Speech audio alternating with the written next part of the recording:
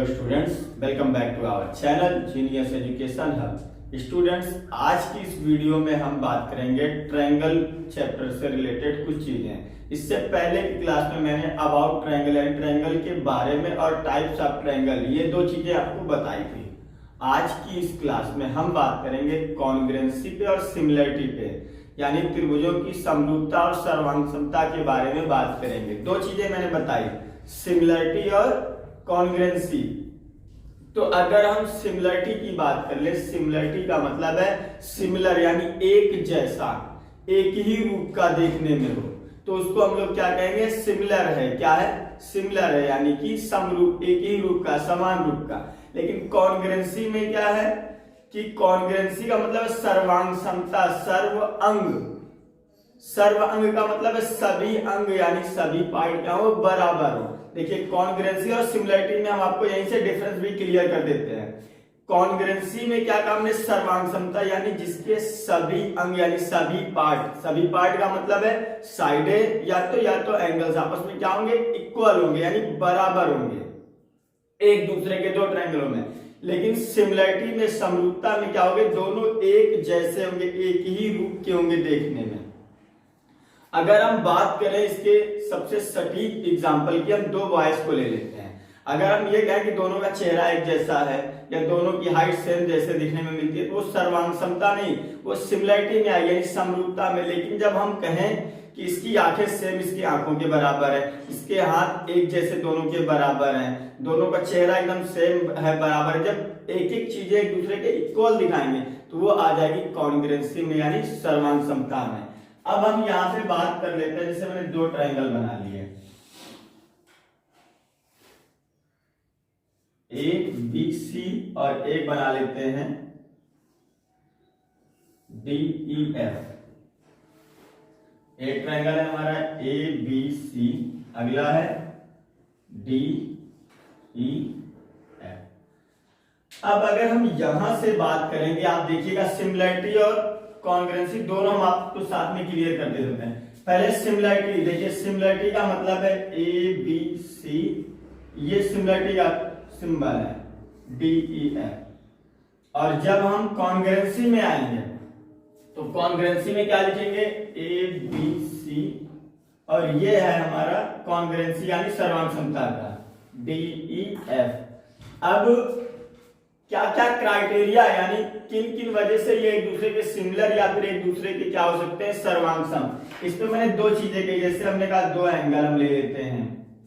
लेकिन उसके बाद अगर सिमिलरिटी में साइड का क्राइटेरिया लेके चलते हैं, यानी साइड के लिए जब सिमिलरिटी होने, तो एक चीज यहाँ पे ये भी लेके चलते हैं, एसएस भी तीन चीजें लेके आते हैं। तब इसमें क्या करते हैं कि हम तीनों साइडों का आपस में क्या देखते हैं, एक दूसरे से रेशियो निकालते हैं। जैसे जब ये सिमिलर अगर होगा तो A B DE, BC, CF और एसी डीई, इनका एक दूसरे से रेशियो यानी निकालते हैं, और इनका जो रेशियो निकलता है यानी जो अनुपात निकलेगा वो कांस्टेंट यानी बराबर होगा।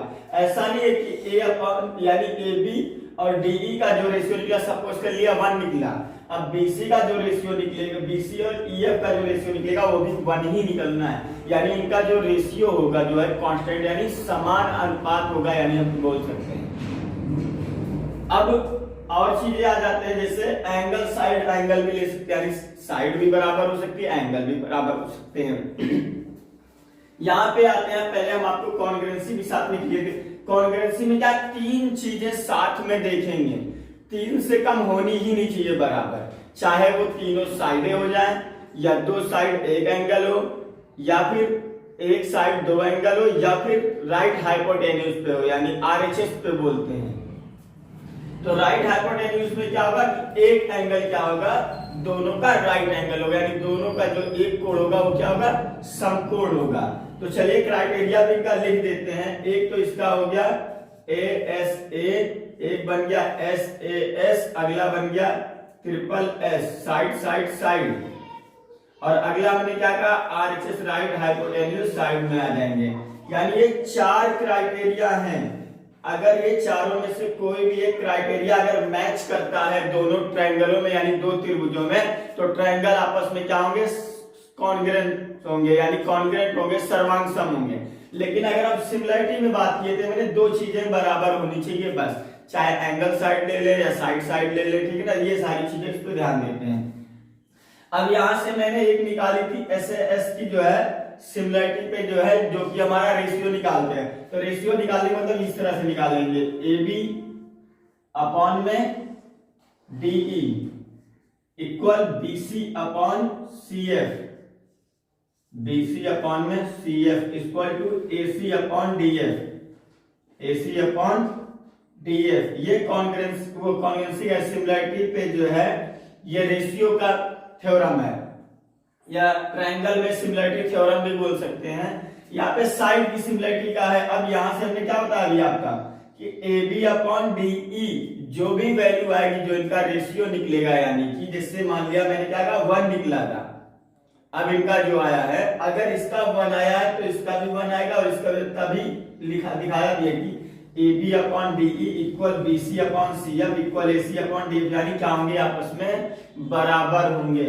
सपोज कर लिया जैसे मैंने इसको हमने रख दिया 2, इसको हमने रख दिया 3, ये हम रख रहे हैं 4, तो अब इनका जो रेशियो बनना चाहिए, जैसे या तो मतलब इन्हीं का कुल मिला के देखा जाए, अगर सबसे एक बेस्ट कॉन्सेप्ट भी साथ में देख लीजिएगा कि ये इन्हीं की टेबल होगी, यानी इन्हीं का मल्टीपल होंगे, यानी इन्हीं का गुणक होंगे, ये भी आपको ध्यान रखना है, चाहे वो 1 टाइम हो या हाफ टाइम हो या 3/2 यानी 1.5 गुना हो या 2 टाइम या जो भी हो, लेकिन इन्हीं का मल्टीपल होंगे, यानी इन्हीं का गुणक होंगे।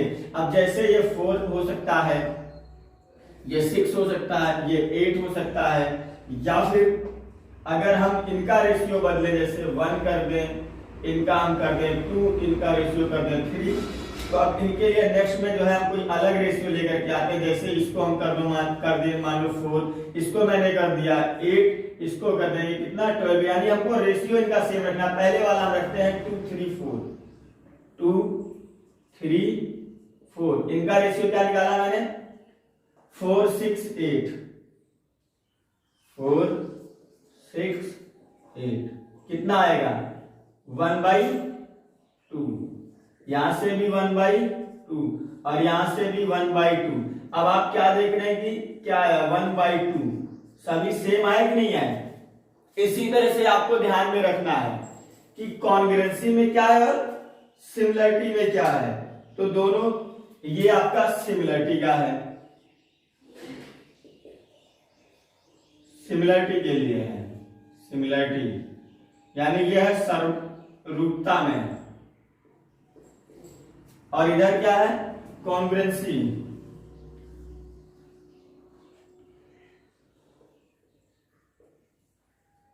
यानी ये सर्वांग समता के लिए है। अब मैंने आपको एक सिंपल और इजीएस्ट कॉन्सेप्ट में बताया कि चीज समझा दिया है। अगर कहीं पे कोई भी डाउट किसी को भी रह जाता है तो बेझिझक आप क्या करिए, सीधा कमेंट करिए और कमेंट करके मुझे बताइए कि यहाँ पे ये चीजें नहीं समझ में आई हैं या डाउट रह गया है। हम आपको नेक्स्ट क्लास में इसको बेहतर से बेहतर तरीके से समझाने की कोशिश करेंगे। और अगर क्लास अच्छी लगी है तो आप वीडियो को लाइक करें, मुझे कमेंट करके बताएं, और जितने भी लोग नए हैं सभी लोग चैनल को सब्सक्राइब कर लें। और सबसे मेन बात, आप लोग ज्यादा से ज्यादा वीडियो को शेयर करें और लोगों को इस प्लेटफॉर्म पे लेकर के आए। मिलते हैं नेक्स्ट क्लास में।